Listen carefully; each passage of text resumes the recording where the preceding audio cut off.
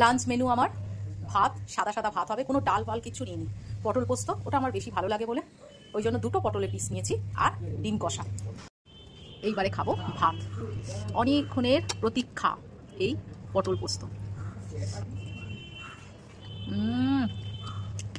ও, আর আমার ডিম টিম কিচ্ছু দরকার নেই, জানো তো কি ভালো লাগছে পটল পোস্তটা খেতে, বিশ্বাস করো। ভাগ্যিস পোস্তটা মার্কেটে এসেছিল, নাহলে আমরা খেতেই জানতাম না হয়তো। কি ভালো হয়েছে, অসাধারণ অসাধারণ। একটু এবার ডিম দিয়ে খাই। এই ডিম নিলাম, একটু কালিয়া নিলাম।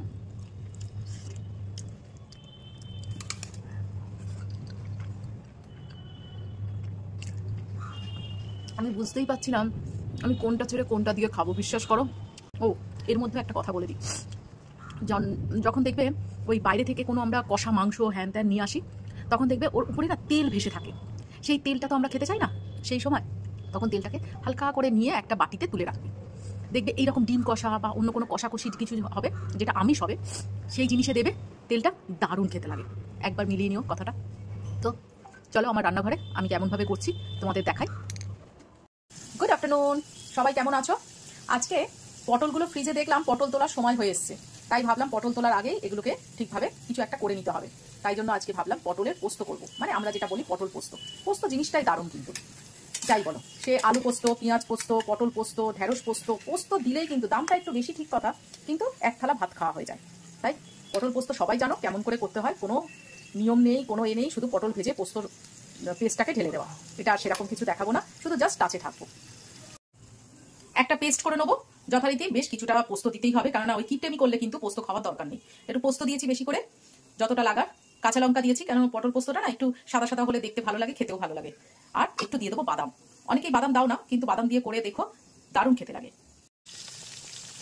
পটল আমার ভালো মতো ভাজা হয়ে গেছে, এইবারে আমি পোস্তর পেস্টটা দিয়ে দেবো। কোনো কাজ নেই, কিন্তু খেতে দুর্দান্ত। এবারে একটু ভালো করে নেড়ে একটু ঢাকা দিয়ে দেবো, তারপরে জল দেবো।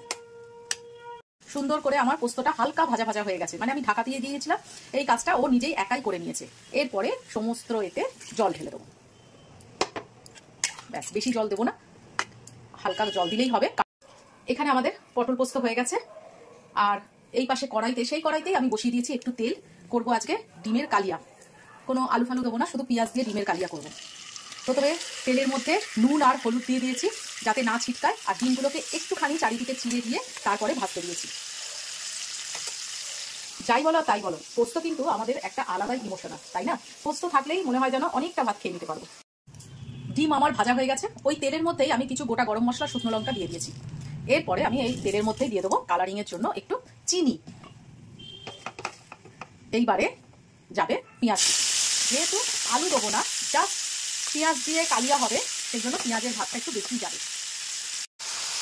পেঁয়াজকে আমি পেঁয়াজের মতো ছেড়ে দিয়েছি, ও কড়াতে যা ইচ্ছা করে ভাজা হোক। এই পাশে আমি একটা পেস্ট করে নেবো।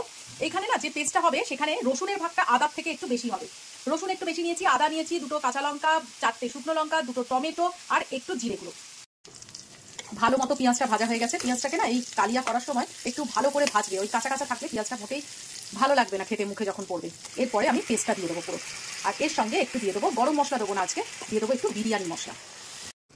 নুন হলুদ দিয়ে দিয়েছি, এইবারে একটু বিরিয়ানি মশলা দিলাম অল্প করে। এবার খুব সুন্দর করে কষে নেবো জিনিসটাকে। দেখো কষানোটা কেমন হয়েছে, কষানো দেখলেই বোঝা যায় তরকারিটা কেমন হবে। এইবারে সব পরিশ্রমে জল ঢেলে দেবো। বেশি জল দেবো না, কারণ হচ্ছে একটু মাখা মাখা হবে। ঝোলটা আমার সুন্দর করে ফুটে উঠেছে, এইবারে এই লাল লাল ভাজা ভাজা ডিমগুলো দিয়ে দেবো। মাখা মাখা ডিমের কালিয়া আমার রেডি। তোমরাও এরকম ভাবে তৈরি করো, অবশ্য করো সবাই, তাও বললাম করো, দেখবে ভালো লাগবে। তো টাটা।